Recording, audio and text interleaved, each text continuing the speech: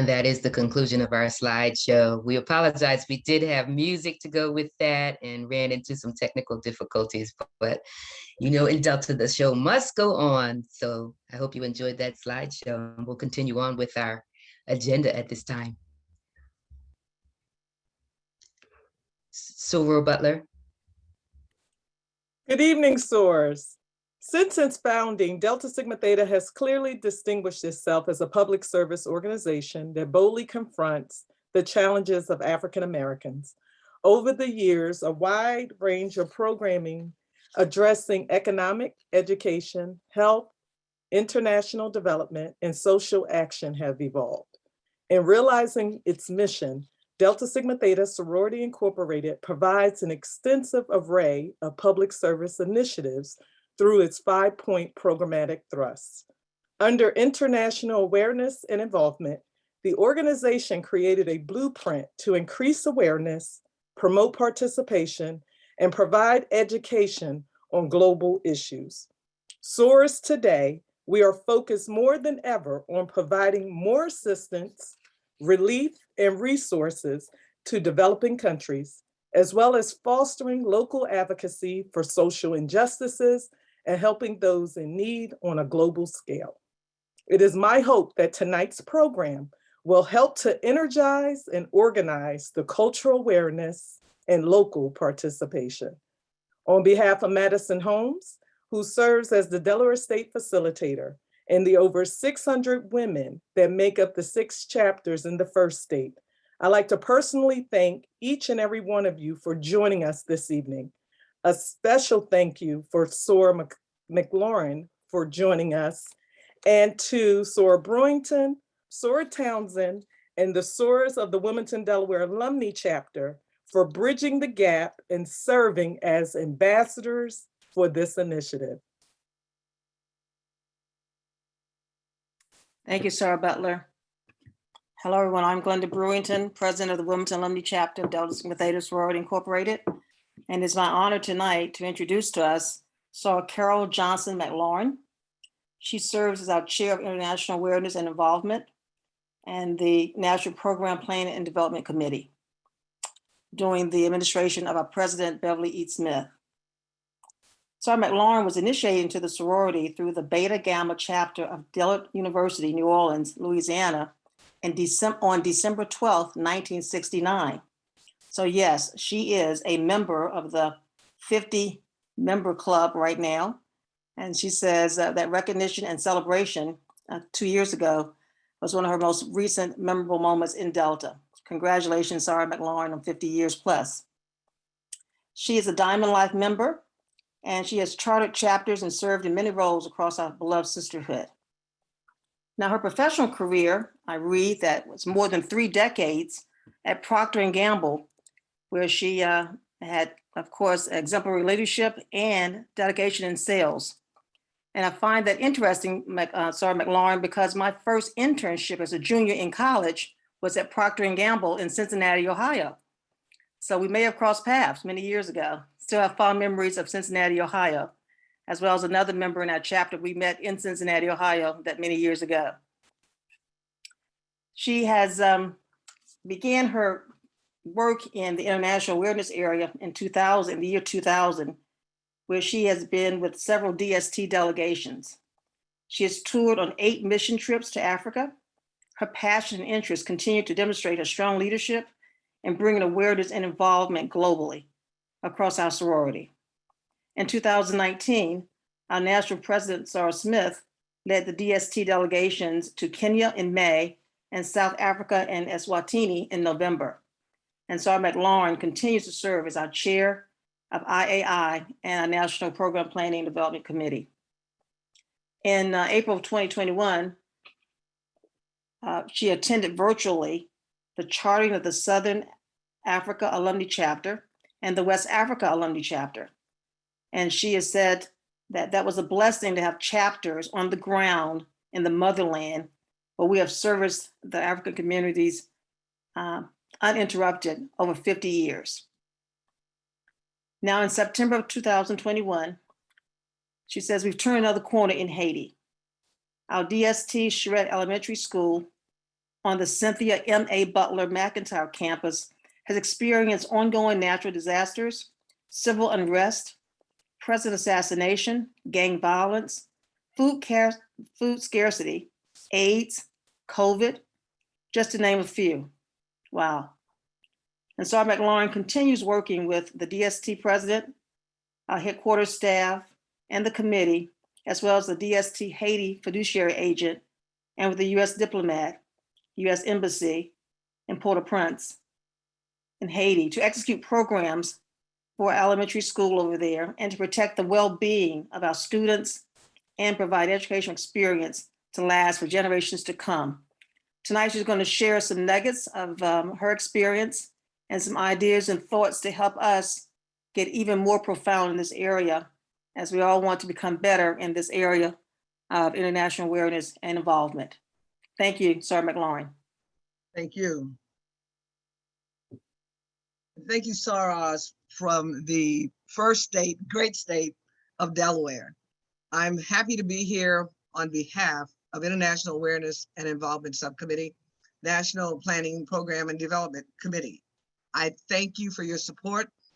I thank you for all that you've done in supporting us throughout this term with our national president, Beverly E. Smith, who has done a tremendous job in the leadership and support in gaining the international awareness across the globe, not just in the United States of America, but across the globe. And we were very fortunate this year during her administration to charter 3 international chapters in the Eastern region, which is your region. And I'm sure you all know this. And it was the American Gulf chapter that is in the Arabian Gulf chapter, which is composed of Dubai, which is an area we're very familiar with. And then my passion goes out to South Africa. And in South Africa, we did Southern Africa Alumni chapter, April 18th, 2021. And there's a SAR on that charter, and her name is SAR Charlotte Fuller, who celebrated her 90th birthday. And she was a member of Delta since 1954, and she was elated. And she's been working with us since we started that journey in Durban in 2000. Also, the following weekend, we chartered West African Area Alumni Chapter. So, you know, as Sarah Brewington said earlier, we have boots on the ground. We've got heels on the ground to help us in those areas. And so that is just amazing grace that we're able to do that. So I thank you.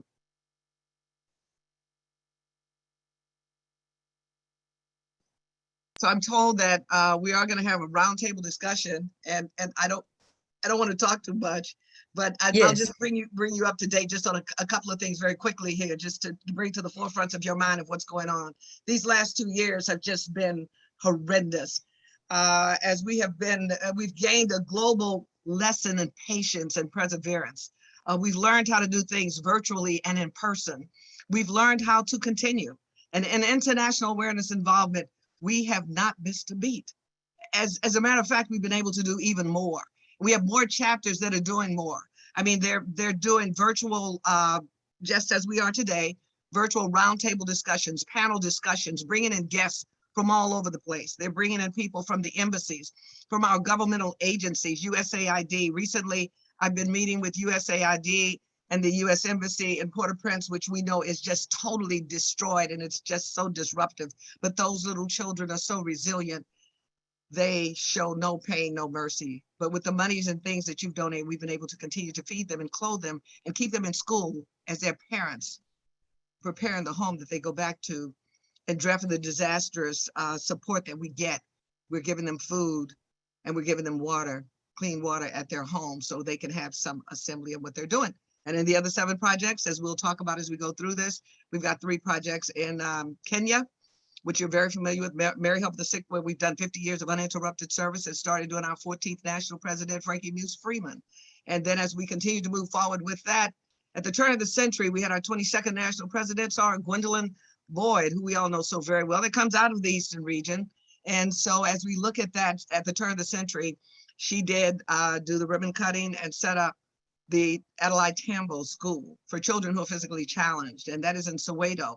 And then as we move on across, we go down to Vashti Village, which is also named in honor of our national chaplain, who is also in the Eastern region, Vashti Murphy McKenzie. And we have 17 children at that orphanage, children who have become orphans as their parents have passed on or been affected by AIDS, and these kids have nowhere to go. And last but not least, Durban, South Africa, is where we work with TREE, Training Resources, Early Education Development, of working with children 0 to 4. And some of you may not know, but when I was going to school, it was called preschoolers. And so we're getting the children and the moms up to date on how to move forward. And I'll, as we move forward to East Africa, and we talk about what we've had in those areas, we have the, the hospital, we have the boarding school with I Can Fly High, Shay Givens. And she is also a SOAR. And she's been there for, we've been there for 8 years. And she has a girls boarding school and a rescue mission where she goes out and get these girls, as we talked about kidnapping and all the things that go on. And our dollars and money support this school. And then for the boys school, we have in Machakas as well, Muendo, Mbingo, boys boarding school. So we have all these things that are going on, and we have these 7 projects. And I just can't thank you enough for leaning forward and doing the work that you do in Delta as we continue to do the work to support our international brothers and sisters. And along with, I would be remiss if I did not recognize our Social Action Commission, who also works with us congruently as we talk about and participate jointly as partners at the United Nations in New York, where we have an annual Delta Days at the United Nations, where we are an NGO, non-governmental organization, second to none other than the great late Dorothy Height, which is the other organization that brought in ahead of us. So we're only African-American organizations. So with that, I turn it back over to you, Sarah Townsend, and thank you. Thank you. Thank you so much, Soror McLaurin. And this conversation will be a dialogue. Sorors, everyone on this Zoom, I want you to know that we have some pre-generated questions that we had submitted to Soror McLaurin in advance, but our thought is that the answers to those questions will generate more questions. So please feel free to share in the chat. And Soror George, if you can moderate the chat for us and just share toward the end, we'll address the additional questions. So just starting off, you did mention that you had a passion for the Southern Africa Alumni Chapter, and I know we both share a love for Soror Charlotte and what she's been able to do in Durban. But if you had to pick one national IAI program or project that is your favorite, what would you choose? And tell us why it is your favorite. I don't have a favorite. I don't have a favorite project. And that's a very difficult question because they're all in great need. Now, if you would have asked me which project is in direst needs as of today, on this date, I would have to say Charette, DST Elementary School, on the Cynthia M.A. Butler McIntyre campus, named after our 24th national president. And the things that are going on in Haiti right now are just unspeakable. And as I talked about the US diplomat and the US embassy, that lady is a SARA. And she too pledged at the University of Alabama. And she too has the great passion. So as you think about these things that are going on, there are deltas all over the place when you don't even know it. And we just happen to be sitting in the same meeting at the same time, and it just came up. And so that was like a ground burst of support as to her passion too, was to support Haiti and get to the school. But the gang violence and all the things that are going on are just has so much corrupted the area, the assassination of the president. And she is there working, living on the compound at the US Embassy, and they're kidnapping people. She's so calm. I said, sister, I just want you to get out of there. But she's done a lot. She's got the beans and rice where they needed to go, and she has no fear. The grace of God is on her. So I don't have a favorite. My go-to is where the direst need is, and that is because of the natural disaster, not based on where they rank and file. But when that earthquake hit 100 miles southwest of Port-au-Prince Airport. We're 96 miles from that. So it just ripped us up. So that on the ground, on that Saturday morning, April 14th, when I woke up and I heard that news, I was devastated. And from then on, I began to call the fiduciary agent, got in touch with the embassy, and we're still working as we speak. And Sarah Smith went right to work on it. She got the M-Forms that all of you have seen. You all have donated tremendously. Sarah is donating individually as well as collectively. And I hope to share that number with you as soon as we can get all the information together. And we should have that preferably by the time Sarah Smith speaks at the 55th National Convention. But that would be my say for today, as far as no favorite, just where's the direst need today. Wow, I appreciate that. Thank you for sharing that. And one of the questions then become, I know on your October 3rd webinar, you mentioned that you actually had that soror present, and there were 2 sorors as boots on the ground in Haiti. Yes. What can we do? What can our Delaware chapters do to support the efforts beyond just perhaps sending funding, which we know is helpful? I get asked this question all the time. We send donations to these organizations. And as I said, we have a fiduciary agent who we communicate with. We don't send physical or in-kind donations because the packages are tampered with or they never make it. And when SARS take that attempt to do it on their own, then they come back to us and say, when you go, or can you call someone and see what happened to the 1,000 coats that we sent over there? And they never got them. And the second reason we don't do that is because we take the monies and we send to them, and then they in turn, according to our MOU, our memorandum of understanding, they purchase items off that list or whatever they want to do, build a classroom, etc. And they have to send us an impact report with receipts, items listed, and pictures of what they did with those funds. Now, the third thing that we can do is when we go on a mission trip, you saw some pictures earlier where you saw a lot of things that we donated, books, pictures. All of that is only done when we physically go to those site visits. And you say, what can you do? You can bring awareness to your areas. You can work with your governmental agencies because it's on everybody's agenda, from the President of the United States all the way down, that they're working with international. I have never seen international come as close as they have during this COVID-19. I mean, if you could just flatten the earth, everybody has been touched with COVID-19. Every country, every city.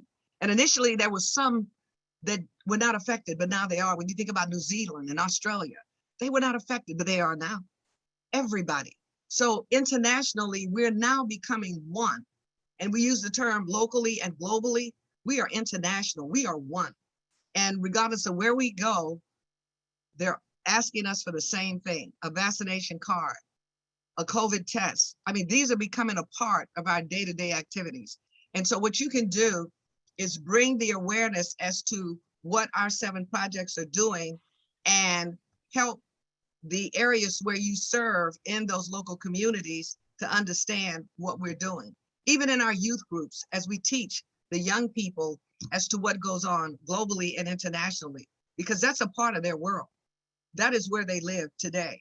And so we want to continue to share that message so that we can help support those that are less fortunate at this time, as hopefully they will get back to a different space and time of some sustainability.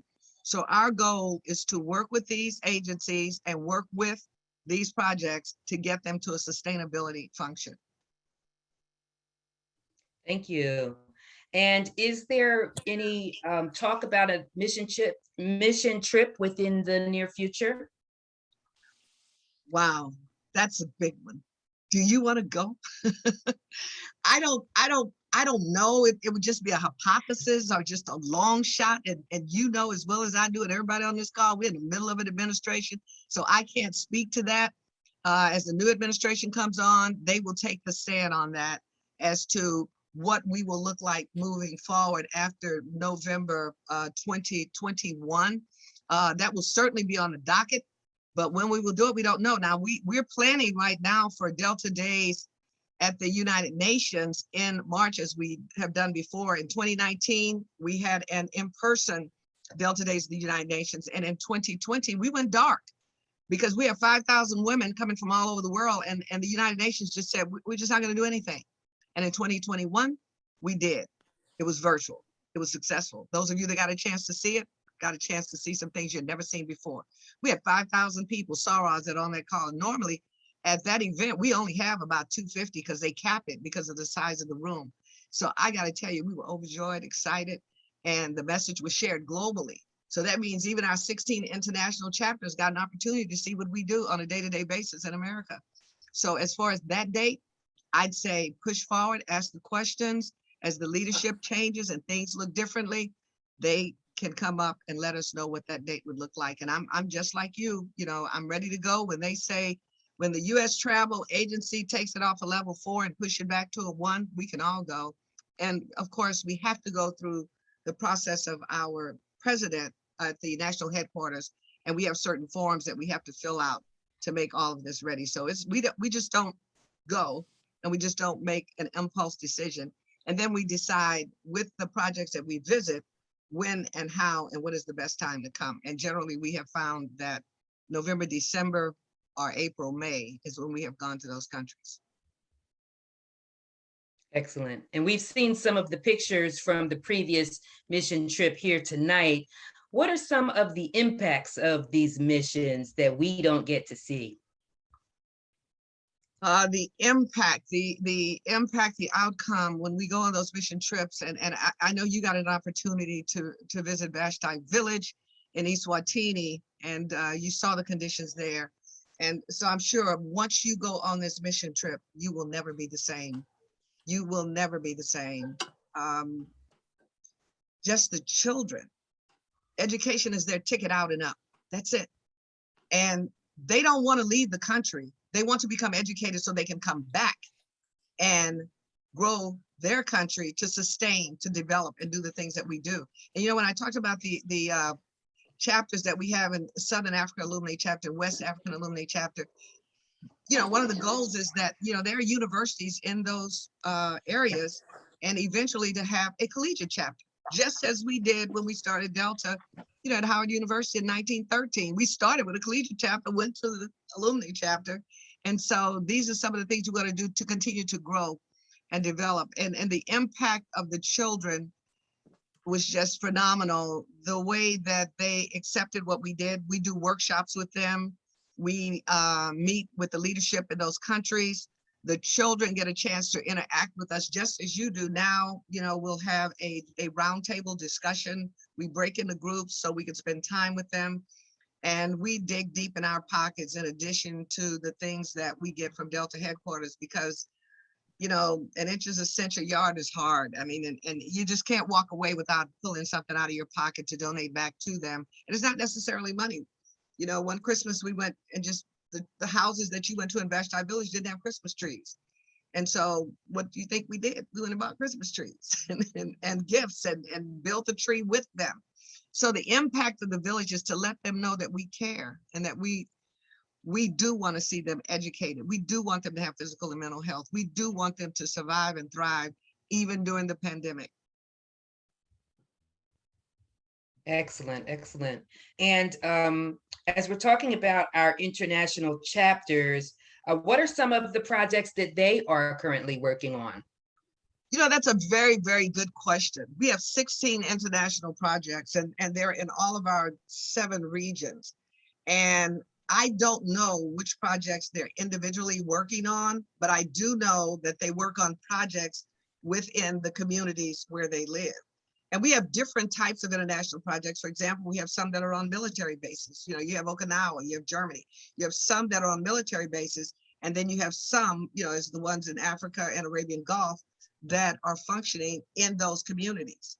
So those projects that they're doing are very similar. I do know they're very similar to the work that we do as they service the local communities. what those projects look like, I could not answer that at this time, but that's one of the questions that I will ask them when I get back, an opportunity to see them. I'm sure I'll see most of them in Atlanta, but that's a question that no one has ever asked before. So you bring up a good question. So what would you like to get back from that one, please? How we can collaborate. Okay, I would say on us the next question. So collaboration would be, I'd say, let's speak to the Eastern region with Sarah Allen Heron, Rosie Allen Heron, and her goal has always been to for the chapters to keep her abreast of what's going on. And I would say she has, I want to say almost 5 in that chapter. Now you got Bermuda, you've got Arabian Gulf, you've got the 2 African chapters, you've got Germany, you've got quite a few chapters, international chapters. So I would say your first step in connecting with one of your international chapters in your region would be to get the information from, the regional director. That's just a recommendation, or I'm sure it's on your website. And if you go on your website, which I do when I'm looking for somebody or a particular chapter, and the presidents are listed there.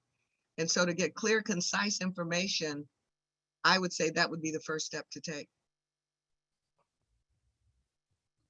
Great, thank you so much for that. In your current role, what have been some of the ways you've been able to encourage or make it easier for chapters to engage in more international programs?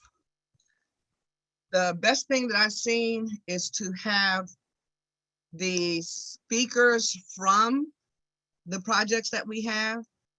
For example, I can't remember all the chapters, but chapters have brought in speakers from Mary Help of the Sick, and they did virtual just like we're doing now. I was just amazed at the outbreak that came out of the outreach and bringing people in to speak at their various events. And they bring in Shay Givens, who is at I Can Fly High, will speak to you, at any time. And my goodness gracious, the national chaplain, Bishop Vashti, who lived in Eswatini, she can tell you more than you can ever read about. We did our first virtual collegiate webinar, and she was our keynote speaker.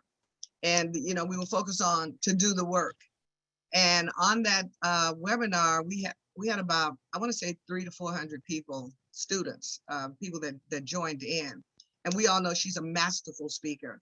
And she talked very fluently how things were, how the children suffered, what they needed, what they appreciated.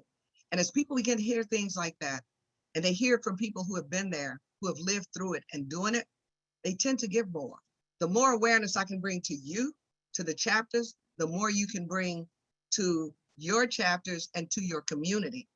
And hearing me say it is okay, but hearing somebody that lives on it day to day, it's just outstanding.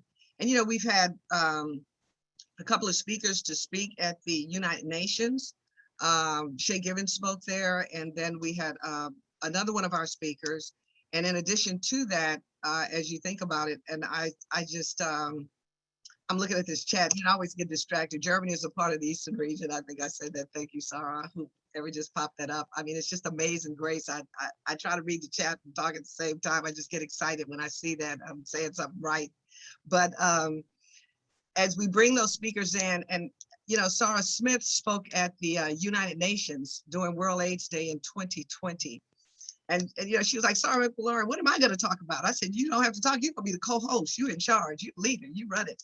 And she did an amazing job. It was just outstanding. And to hear her pull all of that together, we had a doctor, we had a specialist on USAID. And so she culminated how it's important as we support those individuals who are living with HIV and AIDS, as we support the front runners, the medical staff, and also as we honor those who have been there. And then she brought it home with the collegiate piece on how we function as Delta Sigma Theta Sorority Incorporated, that has initiated over 330,000 women since 1913. And when she says that, people are just like, oh, wow, that is a lot of women. I don't want to say a lot of Black women, but it is a lot of women. So those are the key nuggets that I have found most essential. Is not me speaking, but those in leadership and those who do the work and live it on a daily basis. And you've got you've got power hitters right there in the region. You got Sarah Boyd, you've got, Bishop McKenzie, you've got, I mean, I could go on. And there are a number of people in your region that I've traveled with over the years to Africa as well. So, yeah, selecting speakers who have been there. And you've been there, so you got to speak. You got a story to tell too. Indeed, my chapters heard my story, but it'd be great to hear from some others. And it brings me to a question about the MOUs, because you and I have been back and forth when we attempted to forge a relationship with Kenya Keep and Melvin Stringer, who could possibly be a speaker for us, but we weren't aware. We weren't aware of the different requirements and what we needed to go through in terms of Delta's hierarchy. So the question is about the MOUs, and is there a way to access the MOUs so that we're aware of the particular details within, so that we can be in alignment? The MOUs right now are being renewed. They just went out October 1 to all seven of our chapters. And that agreement is signed by the national president, which is Sarah Smith today, and also the leaders on those 7 projects. In addition to that, that MOU has a 2-year term. It's good for 2 years. Once that is confirmed, then we can go back to our legal, it is a legal document, because before we get that done, let me tell y'all, it's got to be signed by everybody. It has to go to our legal department, it has to go to everybody, every IT, everything is crossed and dotted, and it's written in legal jargon. So once that has been done, we can go back and ask how we can, you want the actual document or you want the responsibilities? We can't release the actual document, but we can certainly list the responsibilities. For example, I'll use Vashti Village because, we have 17 children that live there, and we list the needs that have been agreed upon, that what, we need to purchase for that particular orphanage. And you were there. So if I said they needed money to support their garden for food, and these children live there 365 days a year, and anybody that has children, and you were a child yourself, you know how we tear things up and we buy furniture. So we're going to be buying furniture all the time. And we're going to be buying bedding all the time. I mean, because they live there. So chapters can go through and look at those items and select the ones that they, want to purchase. And I know, when you and Sarah Johnson came, you did bring a lot of gifts, if you would, in-kind donations that you left, and they were very grateful for that. So if the question is, can you see the legal document, that I would have to go back to headquarters and get the national presidents, and she'd have to get legal to see how and if that actual document can be saved or shared, or do you want the items and responsibilities that we have been set out to agreed to do?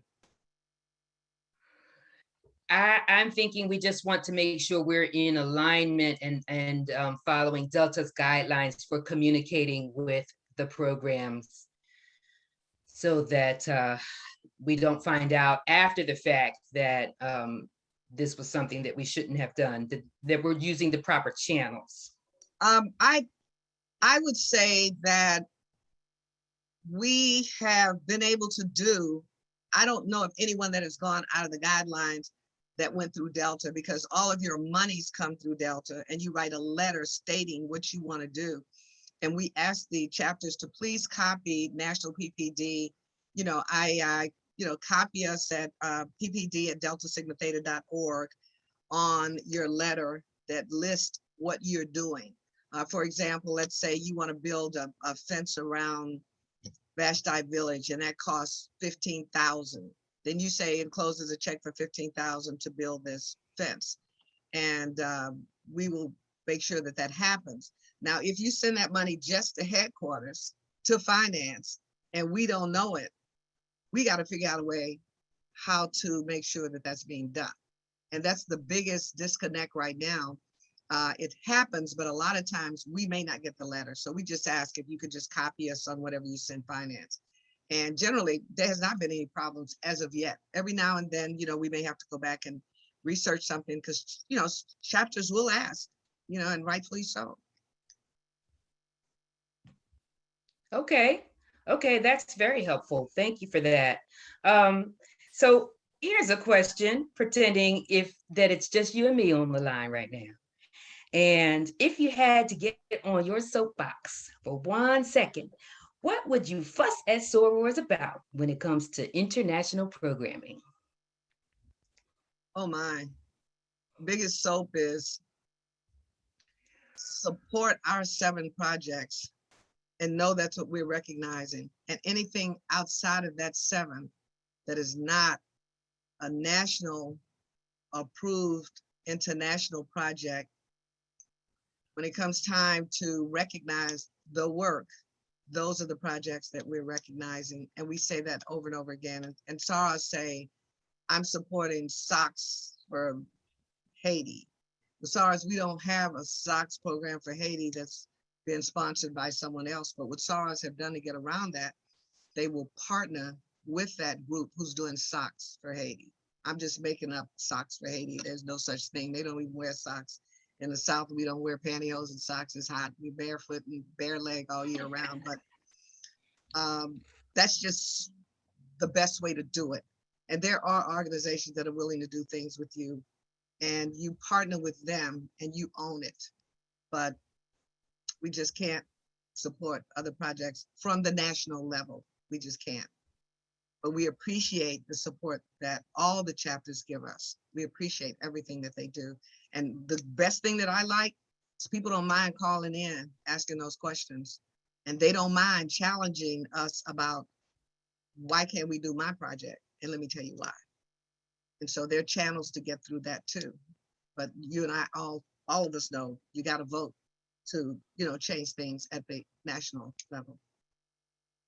Okay, and I think you and I have had some of those conversations as well. But that leads to another question about how are the nationally approved programs selected? You mentioned the vote, but how did we get to the 7 that we have now? Generally, I'll go back to Frankie Muse Freeman, the late Frankie Muse Freeman, the great late Frankie Muse Freeman, our 14th national president in 1968, 1969. Sarah Freeman made the largest donation to Mary Help of the Sick Mission Hospital. And when that hospital was getting ready to break ground, and you hear me talk about the different governmental agencies, and any and everything that Delta does, somebody always comes to us. And they've been coming to us since the women's suffrage in 1922. So, you think about all these things that we do, people come to us. And when they came to Sarah Freeman at that time, her executive board, executive committee, and the sorority at that time agreed that this was going to be their international project. And when you think about the programmatic thrusts, the 5 programmatic thrusts, when you think about that, one of those 5, not better than or less than, but equal to, congruent, one of the 5 is international awareness and involvement. And so in 2000, when the 22nd national president, Gwendolyn Boyd, our technology president at the turn of the century, came out of your region, she had worked with Miss Adelaide Tambo at the school in Soweto. And so when you look at the school, what she did was meeting with her, and the airport is named after that school. Named after Miss Adelaide Tambo. I did get a chance to meet her, and we did do a lot of work with her. And so that became one of the projects we brought on. So from 2000, from 50 years ago, that would have been 1969 to 2000. That's how long it was before we brought the next international project in. And that's when we brought in the Tambo School, the Adelaide Tambo School. I'm saying Adelaide Tambo School, Miss Adelaide Tambo, we brought her school in. And that was for children who are physically challenged. Those are kids that came in, and those are children you saw with missing one leg and wheelchairs. They don't even know that they're physically challenged. they cut up, they braid their hair, they put on the weave. You saw those pictures. They were a real big cut up. They had the best time with us. And so Sarah Boyd did bring them on, and we have been working with them ever since then. And then after that, we also, of course, the natural attrition there was bringing on Sarah Bishop Vashti McKenzie at the orphanage, and it's called the Delta House Vashti Village. And there are other organizations that donate to that. And she was living there at the time, and during the 2000 period when that work was done. And so it just continued to move forward from that point. And it was done generally during president's administrations. And I'm sure that if someone came up with something now that they thought needed to be added, and we go through the process, and you got to give, you write your own memorandum, the purpose, the scope, responsibilities, the wins, the values, all those things, and get that in a formal document and get it back to us. And we run it back up the chain to the national president, who looks at that, and it goes through legal and a number of entities to make sure that we can abide by the things that they would be asking us to do.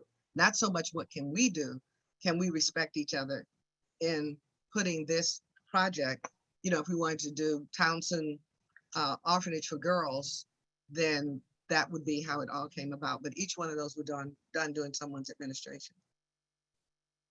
Interesting. And we've certainly discussed international awareness and involvement being the thrust that seems to get the least amount of attention or a lower presence within chapters nationwide. That's right. And you've mentioned even in Texas, in your personal chapter, that it's been a bit of a struggle, but can you share a little bit about how international programs are carried out within your chapter and the percentage of programming that IAI offers? In my chapter? Yes. Why my chapter? I just saw the chapter. Let me just give you an overview. Sure. The reason that we get the least amount of support, because we don't have all the flash and the glam and the glitter, and we just don't have all those things just yet. And there are some organizations and there are some chapters that do support it. They have formals for World AIDS Day. They have dances. I mean, just all kind of stuff is popping up. But I think we get the least amount of support because we can't physically give. For example, when you think about your youth groups, and we're getting ready, it's October. So now what are we all getting ready to do? We're getting ready for the turkey drive for Thanksgiving. And that's where our youth groups will pitch in. And Sarah's love doing that. And I do too, and I do my fair share. And then we've got, right after that, we got Christmas, and the youth groups, are part of that. So I think it's something, getting that message track to understand that tangible, hands-on is not the only way. It's part of it, but it's not the only way. And international requires a different way of giving because we're not there all the time. I do think this virtual is setting the tone where people are giving much, much more. They really are. And because now they're seeing what is being done. Instead of just seeing something from a mission trip one time only, they're beginning to see what's happening. And now they want to go. And like you just asked me, what is the date of the next mission trip? I've had several chapters ask me in the last, I'd say since we started back in this fiscal year, they want to know, how can I get my chapter approved to go on a mission trip? So they can understand that they can speak for Delta in the name of Delta. So I sent them the form. They got to fill it out and send it back to Grand Chapter. It takes about 6 months to process it. And it goes all the way up to the national president, national headquarters saying, what we can and cannot do. And they list. I have the form. If you want it, I can get it to you. And you're more than welcome to apply. The only person that has been able to do that is the Glen Allen chapter, Illuminate chapter. I'm trying to get all these letters right, in Illinois. They've been the only one that did it, and they went to Haiti. And that was the last time somebody went to Haiti, and that was in 2018. And Sarah Ellie, who led that delegation to Haiti, was able to fill out all the paperwork. You got to get insurance papers done. You got to get all these things done before it's approved. And she filled out, she got everything done. It was a hectic situation. And you know, at some time, if you want to go, I could give you her information and she could talk you through it, and they got it approved. And they went holiday 2018. And those children were just ecstatic. You know, they had on Santa Claus hats and gave out the gifts and the backpacks and fed the kids and sit there and ate with them. And they speak French Creole and some English. We speak a lot of English and no French Creole, but just the idea of being together, they were able to communicate, and they were there for a couple of days. It was awesome. And I tell you, they were brave to go from the, you know, Port-au-Prince through the jungle, 96 miles to get to Charette, but they had a great time and they do want to go back. So yes, we have done it, can be done. We just have to go through the right channels. And you know, we showcase the work that they did, and we share their pictures, and we're grateful that they've done the work, and chapters do call them. So there is a process and we can do it. And I think we're still trying to get the message out. And Sarah Smith, when she challenged us with this particular committee, and I said, what do you want us to do? She said, I want you to bring the awareness to the chapters so they understand what is going on internationally with these 7 chapters and how they can help, and show them their results. And not only did you show up, you showed out. So, you know, we've done a great job. That's wonderful. Very exciting. I'm certain we want that application for our future endeavors. And as you talked about how some of the chapters are finding these new and inventive ways to celebrate international awareness and involvement, and share with their communities, I think we'd like to know here in Delaware, what can we do, or what, just more about some of the other projects that you're seeing that would be of an award-winning nature. I think we call those best practices in Delta. Yeah, we call those best practices. And you want to know who got the largest we do collegiate largest, smallest awards for World AIDS Day and for the exemplary report. And last year, Sarah Smith gave National Service in Our Heart for the best of the best at the town hall meeting.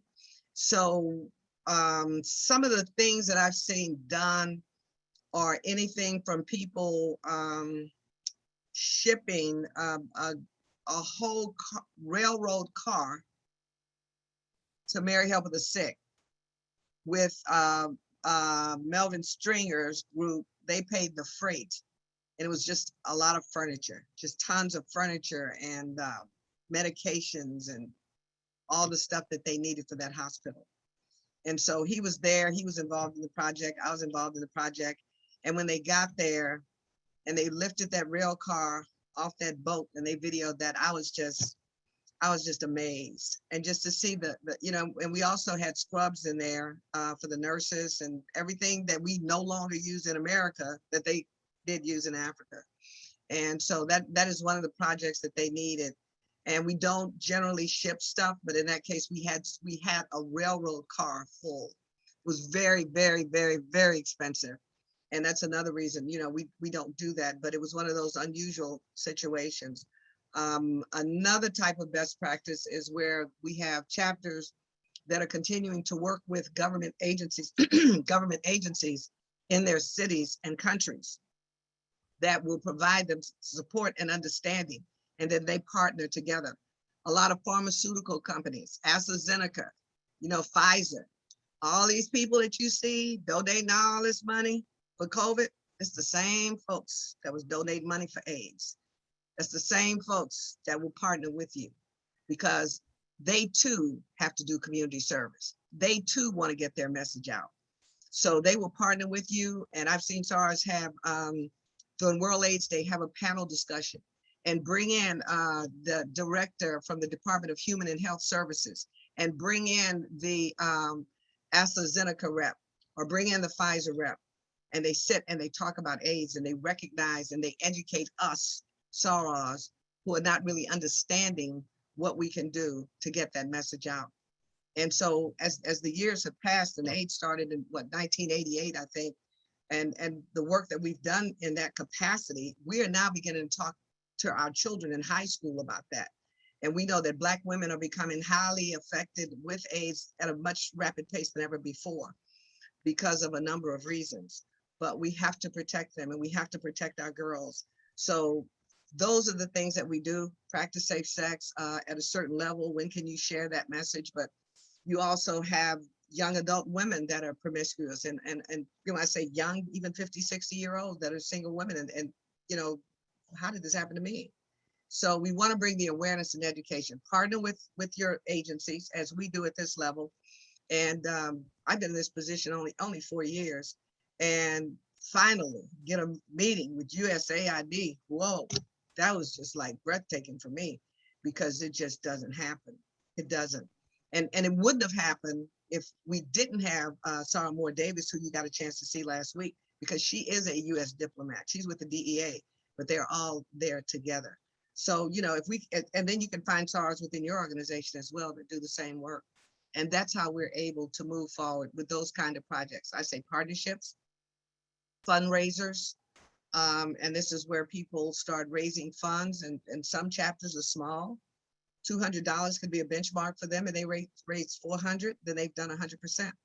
You know, we've got clusters that pull together to do projects because the chapters want to make it work. And we now even have alumni chapters that are partnering with their collegiates, you know, and bringing them in so we can educate them to make the transition easier for membership services when they graduate from college, because they're only there a couple of years, and then they automatically flow into our chapters, you know. So that's another important step is the bonding of the, you know, the membership. And you got physical and mental health that you can partner with on those. We get a lot of PP&D chapters that will work together right now. ERT, emergency relief. Oh my goodness. I mean, I talk to them all the time. You know, Cheryl and I have, you know, always want to know what's going on. And right now, you know, the top of the chat is Haiti, because it's just so much going on. And she's connected to FEMA and all those organizations. So as I work at this level, we can do the same thing at the local levels as well, with the cities and the folks that are there, and helping them to understand the need.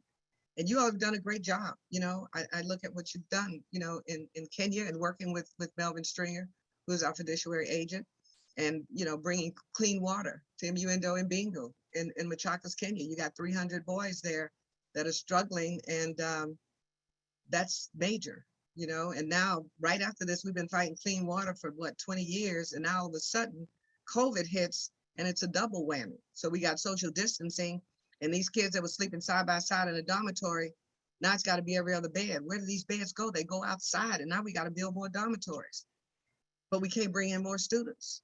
So we, you know, sometimes we think we're there and we're not. You know, we get another obstacle, another issue. Our common issues are the same, and so are our common solutions to get to where we need to get. Yes, thank you so much. I'm going to ask one other question related to what you just shared, and then I'll turn it over to Soror George for the questions that we do have in the chat. But before engaging with a partner or another chapter, what are some questions or considerations we should discuss in advance? I would say the clusters have done very well.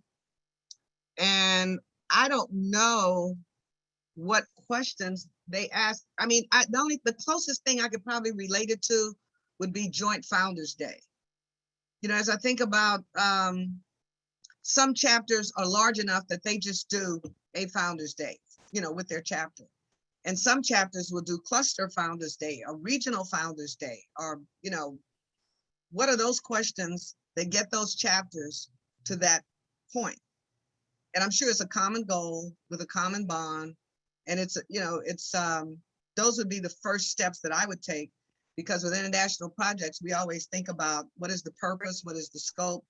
And I have a form, I have a form that I had to create, and not just but IAI has a form that we had to create with headquarters support and approval of the national president that I can send you, where people do get together as a cluster or region to do, and I'm using cluster for lack of a better word, because I know, we don't do clusters, but I'll just say a number of chapters want to get together to do an event.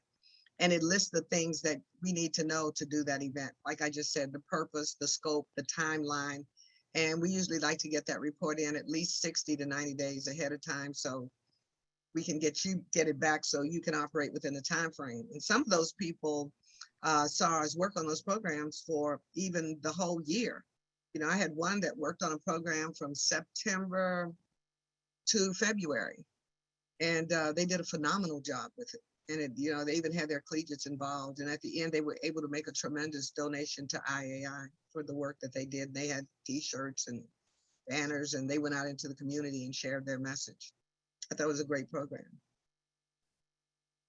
Wonderful, wonderful. Thank you and that so program, much. And those people, some of those people came from the Eastern region. And not only did they do the Eastern region, some of those people came from the South Atlantic. And when they first called me, they said they were with the DMV. I thought it was the Division of Motor Vehicles. I'm like, DMV. And because I wasn't that familiar with the acronyms on the East Coast at that time. So that organization did a phenomenal job, phenomenal. Yeah. So that's in your region. So you might want to reach out and see what some of the things that they discussed to be so successful, because that they were. Zora Brewington. No, I was just saying, yes, that is local for us, DC, Maryland, and Virginia. So, yeah. I learned it the hard way, but the SAR told me, she was like, well, we're with the DMV. And I'm like, why is the Department of Motor Vehicles calling me? But she made that very clear, and everybody laughed at me after it was over. But hey, I could probably say some things down here in Texas that you'd be like, what? Right. And also, too, just to interject, we do in the state of Delaware have a statewide Founders Day.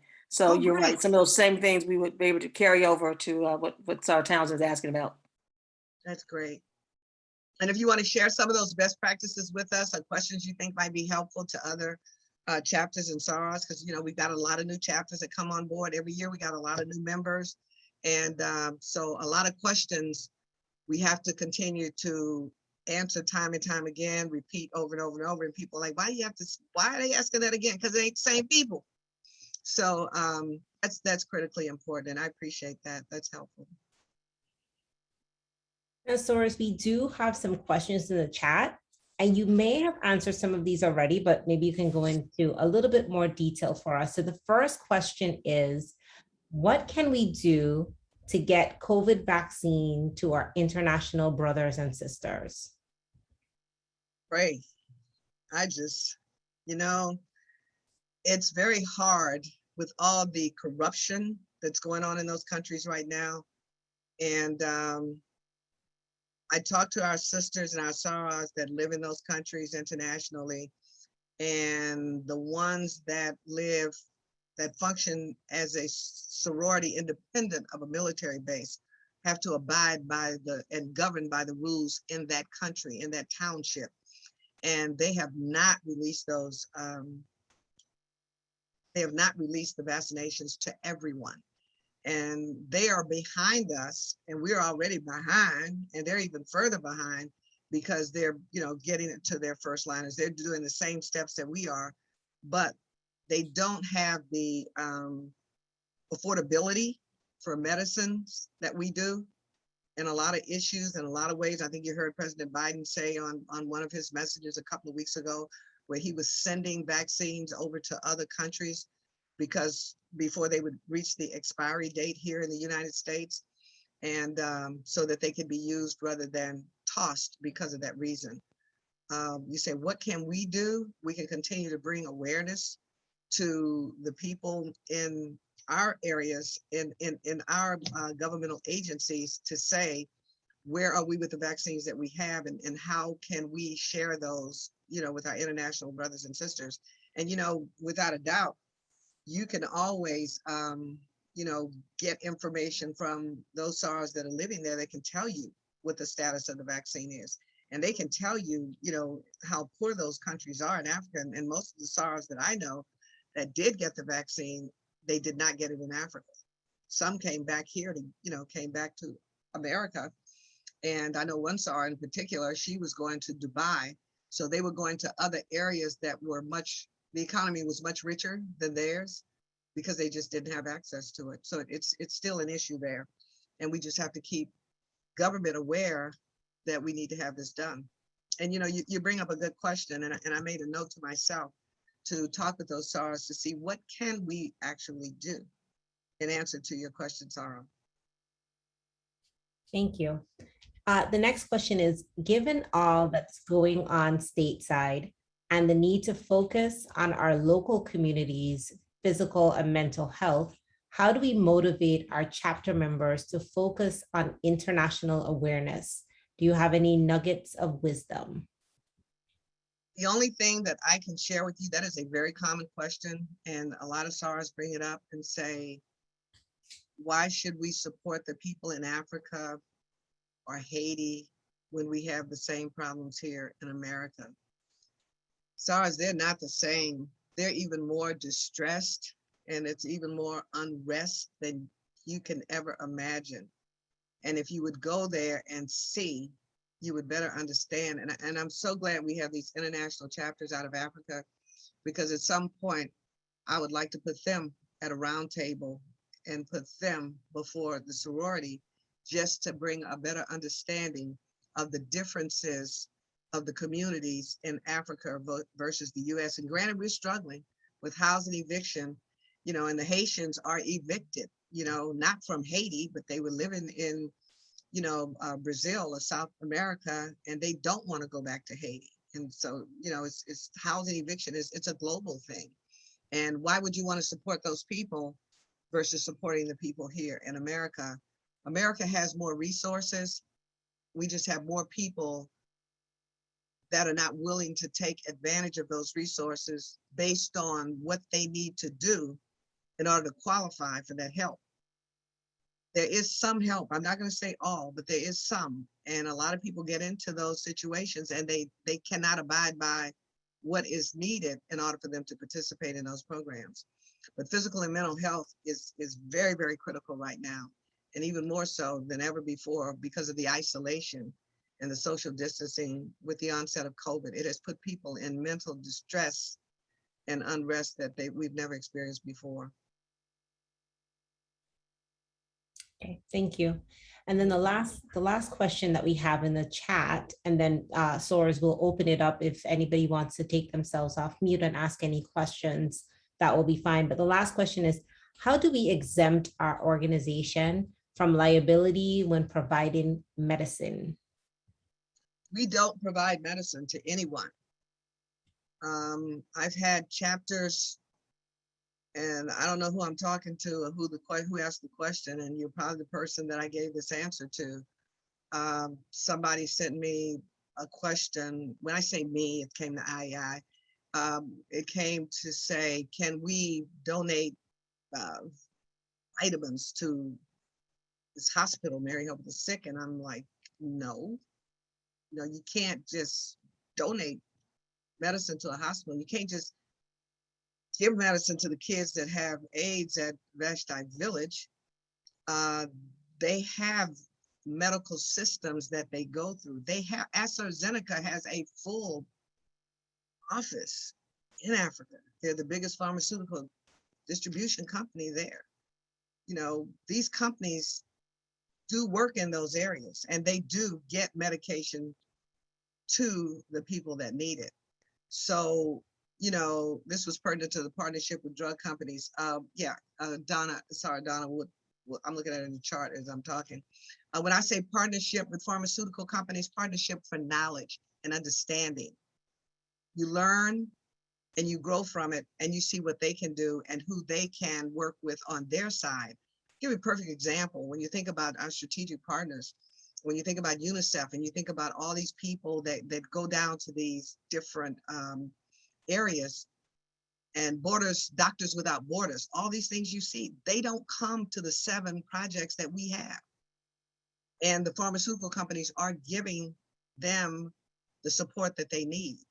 So why not join up with the pharmaceutical companies, which I've done, and say, we have a project down in Eswatini at Vashti Village.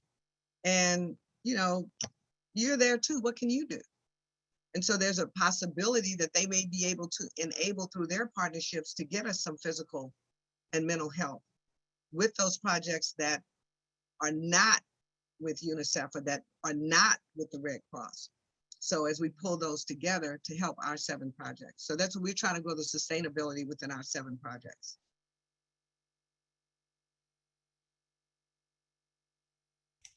Did that answer your question, Sarah? Thank you. He said, thank you. Yep, I see the chat. Yes, thank you.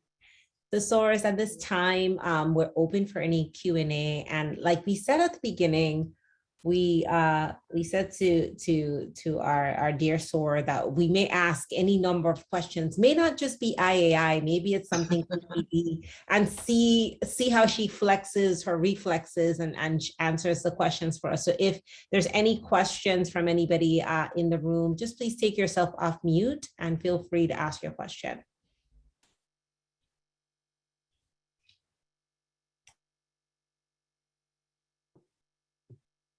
I guess I'm curious, sorry, McLaurin, this is Glenda Brewington again. You've been doing this around year 2000. Was there something particular that made you have an interest? Was it always an interest, or was it something that really touched your heart that said, this is what I want to do? Because you've been doing it for quite a while now.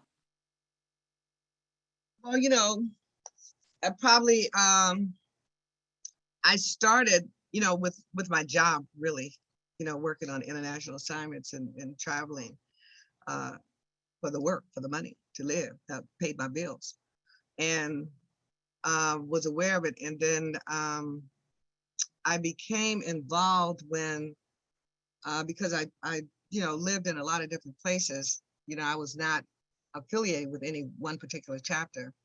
And so in 2000, my cousin said, why don't you go to Africa with us? And I'm like, I don't want to go to Africa. I've been there. Why don't you go with Delta and see what you can see? Once you go, you'll never be the same. I'm like, okay, I'll go. And I went and I saw it from a different perspective. I'd been to Johannesburg before. I'd been there for work. I'd been to some of these countries before, but I was on the other side. I was not on the missionary side. And when I did see it from the missionary side, I looked at the missionary side, look at my work side, say, how can, you know, we help? I was just a member, just like everybody else on this call. I was just another person. And I just continued to serve and do the work, and continue to go on the mission trips and support the administration at that time. And this was not on my agenda, because, you know, after you've been a Delta for 50 years and done all you could do, it's time to just chill. And that's what I thought I was going to do. And, you know, I used to always laugh and wait for the days to be a Delta deer so I could sit in that front seat on that bus, you know, and just chill. But things have really changed, and they've emerged. And so, you know, the Delta deer is just as important as the Delta diva. And, you know, we have to pull together the old and the young, the new and fresh, and rewind to make this thing work. And that's what drew my attention. And going on these international trips, you have sorrows on there that are collegiate. The last visit we went on in 2019 in November, I even had a collegiate contest. Young lady out of California won. We paid all her expenses. She wrote a letter as to why she wanted to go on this trip and what she would do as her legacy. All of them. And to much our surprise, we had 27 collegiates that applied, and they were representing all 7 regions. I had another Sarah that was on the trip with us, and she's on my committee now. She graduated from college. She's in law school. And she said, you know, and she had been doing international projects while she was at Emory in Atlanta. And just great things happen, and you meet young people. I grow from young people, and you know, she spoke at one of the United Nations. She was a panelist with these other phenomenal women, and she held her own. And I'll never forget when SARS were talking, and just as I'm sitting on a panel discussion, she was with just as many women as you have, and someone challenged her and say, well, you know, what do you think about this and the way we're doing it? She said, I think we can mentor up just as you mentored down. So that resonated with me, and I guess the passion grows from there. because I grow from everyone. I'll grow from this experience today when I leave here. You know, I keep a journal and I'll sit down and say, you know, this was an aha moment. I have to say that, where I'm sitting here answering all the questions. Everybody's looking at me and I can't see everybody. But it's amazing. It's amazing grace to know that we are where we are. So I totally appreciate it. Thank you. I had a question. You mentioned that you couldn't pick a favorite IAI program, that you kind of go based on like who's in the dire need. And I guess my question was, I wrote down, how do we know? Is that list published? Like who's in the dire need? No, sorry. I was saying because of the disastrous situation. No, I said because of the disastrous situation, I could say, you know, Sarah Townsend say, who's your favorite? And I said, I don't have a go-to favorite. I said, but if today, mark this day is 10/13. 13. Mm-hmm. And on this 10/13, if someone were to ask me, what's going on right now, Haiti. But every chapter, every one of these projects are suffering in a different way, in a different magnitude. And it depends on what their needs are. You know, at the hospital, you got low birth babies being born. You got babies dying. You got babies being born with AIDS dying. The birth rate has increased, but so has the death rate. And this hospital is the only hospital that does cancer dialysis in that market. And so if you look at the data that drives the business, all of these projects have different data for different reasons. And we've got enough work out there for everyone. So please don't misunderstand that one is in worse need than the other. But when you have a project that's set up on an MOU, that's what we work with day to day. But when that project gets hit with a disastrous situation, such as a hurricane or an earthquake, the dynamics change completely for that moment. So we're still working off that MOU, but we have to answer that call to disaster. And that's where the emergency, ETR comes in to help with that project. That's where DREF comes in and help with that project. And so we do partner with them to get the disastrous needs met. And at the same time, we still have to function within that MOU because we have made an agreement with that organization to support them for those needs. And we try to do that as best we can. We don't say we're going to do 100%, but we say we're going to do as much as we can based on our needs, because we can't tell you how much money to give you, but we can tell you what we can do with that money and where it's being, where we're slating the money and how much it costs to put that fence up. That's just, I just use that as an example. Absolutely. And I think just a follow on to that, right? Because sometimes in our chapters, and I've heard this in various chapters from different sorors who are in different chapters, we can't do everything. Like everything that comes up, we can't do everything. And so that was kind of the genesis of the question in my mind was I guess that's really just a chapter decision. What do we pick? And what do we kind of push and get behind? Because chapters do feel that way a little bit overwhelmed in some of the programming. So it's just really more of, how do we get to, select that one of the seven, two of the seven, something to that extent. Sarah, I charted in a chapter with 22 people. And I'm in a chapter now with, 400 plus people. And I've been in chapters, different sizes. We got small, medium, large. I've been in all of them. And you have to be selective as a group as to what you can do. No, you can't do it all. And we had as few as 22 when we chartered, and we were on every committee. We did everything. And we were a chair. The 22 of us had the chair of everything, but we all had to help do everything. And our big projects were Thanksgiving, Christmas, World AIDS Day. We had to select those projects that we could manage and be successful. And we just couldn't do it all. And so it may be and that chapter that I charted, that was 20 years ago. That was in Northwest Arkansas Area Alumni Chapter in Fayetteville, Arkansas. And that's a collegiate town that's run by collegiates and them other people. You know, and I had to live there for a while. I was working with Procter & Gamble at the time. I went there screaming and yelling and kicking, but I was there. I had to call on this customer called Walmart with 200 other people, but I learned from that experience that everybody on that committee was somebody. And I mean, on our 22, we were strong, and we worked with the relationships that we had in that city to get the things done. And the SARS is still doing that. And so we had SARS that were working on campus, you know, everybody with all kind of alphabets behind their names, you know, the MDs, PhDs, you name it, you know, lawyers, doctors, we had it all. And we leveraged those resources to do the things that we do. And they're still a great chapter today. And they're 20 plus years old. Thank you. Mhm. Source, any other questions? I have a question. Hi, Sora. Thank you for your time this evening. And I just want to say that it was a Beta Gamma Sora who started the legacy of Delta in my family 71 years ago this year. So I was excited to hear that this Thank you, evening. Zara. But I'm curious about whether there are, forgive me if you mentioned this already, but are there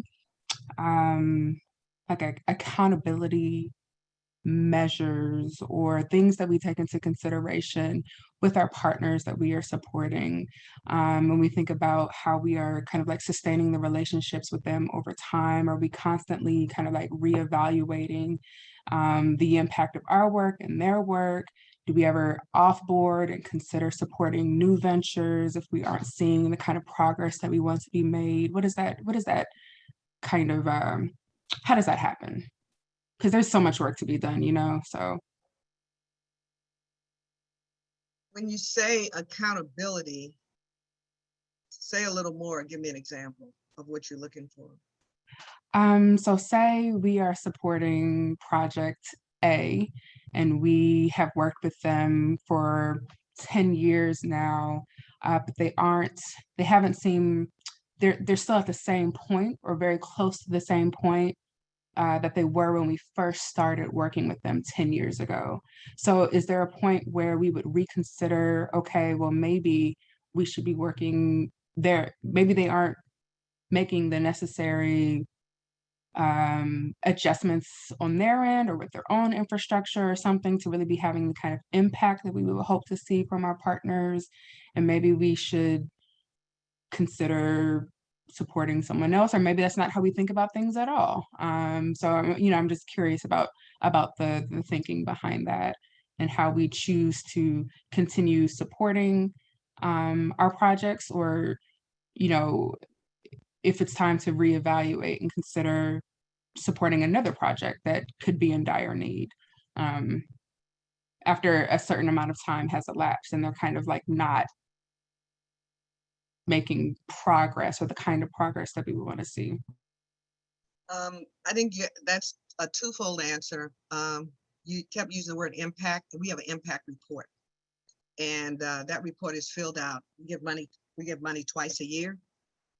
We mail money in May. We mail money in October. We collect the money outside those periods, and the way we get the money, sustainability program, you can put a donation on your dues renewal form that you fill out every March, and chapters, regions, etc. donate money to these projects with fundraisers, etc. And that impact report is the scorecard that tells us what they did with the monies that we sent them based on the needs and the responsibilities and accountabilities on that MOU. That MOU is about 5 or 6 pages. And I think it covers just about everything. Are people in violation of the MOU? I don't know of anyone that's been in violation during the period of time. I've only been here 4 years, and that's all I can speak to. And within these 4 years, do we have our challenges? Yes, we do. Do we have checkpoints? Yes, we do. I talk to all 7 of our projects all the time. And I have a fiduciary agent that's in Haiti. I talk to them all the time. And you know, just so grateful that we got SARS on the ground. It makes it even better. But right now it's you know, with all the unrest and all the things that are going on there, it's just unrealistic as to nothing's being done. You know, the gangs and thugs are running the police. So pretty much we're doing the best we can, and the best we can, we are staying on target, and we're feeding those children, and they're back in school. So we are still staying true to that MOU. Those kids are still going to school every day. September 6th, they went back to school for this semester, in spite of all that has happened. You know, they got hit by that earthquake, and then right behind that, Hurricane Grace came, and just, they got the backlash of that, the dirty side, as we say in the South. But they still came back, and they still went to school, because that's what the MOU does. That MOU that we have with them, we pay for their tuition, their uniforms, and we give them food. We give them a lunch program. And, you know, some SARAs, you know, have opted out to serve them breakfast and dinner, whatever, but we try to stay as true to that as we possibly can. And that has, no disruption has happened. Then you bring up another point and say, well, what if we want to bring somebody else on board? You know, I want to bring on Townsend Orphanage. And I think it's a great thing to do. I say no to nothing. I say fill out a form, put your MOU together, and submit it. And we will run it up the flagpole all the way up to the national president to get everybody's buy-in and understanding, which could take anywhere from 6 months to a year. I don't know. But there's not one project that we would not look at or consider. We never say no. But so far, during the time that I've been here in 4 years, we've been worked within these 7 projects, which was, you know, stated at the beginning of National President Smith's term. That's helpful. Thank you. Mm-hmm. Sora McLaurin, we thank you so much for your time, for your energy, for your efforts in Delta. Thank you. Over your 50 years in Delta and your 21 years in IAI and your hour and a half with us this evening. We thank you from the bottom of our hearts. And I'm thankful for all that you've done, and thanks for having me here. And I appreciate all that you do and continue to do. And just let us know how we can help while we're here. Thank you very much, Sarah McLaurin. Thank you very much for your time. Thank you for your time too, Sarah. Thank you. Soras, we wish you a wonderful evening. Take care. All right. Thank Good you, night. Sarah, for That coming out. concludes our roundtable. Thank you. Thank you for having me. Have a good Can we give Sora a round of applause? Thank you. I give you a round of applause. Y'all working today. Great. Thanks. Okay.